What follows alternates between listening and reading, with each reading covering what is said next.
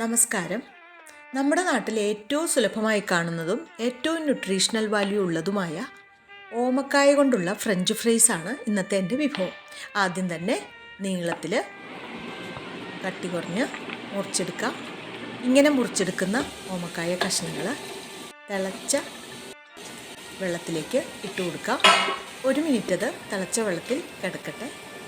അതിനുശേഷം തണുത്ത വെള്ളത്തിലേക്ക് ട്രാൻസ്ഫർ ചെയ്യാം. ഓമക്കായ അധികം വെന്തുടയാതിരിക്കാൻ വേണ്ടിയിട്ടാണ് ഇങ്ങനെ ചെയ്യുന്നത്.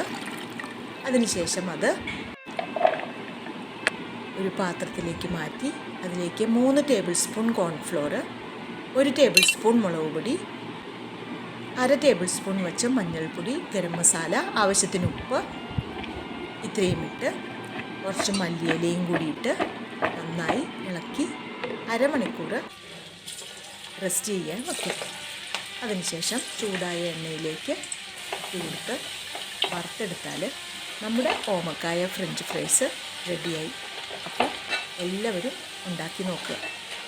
ഓക്കേ.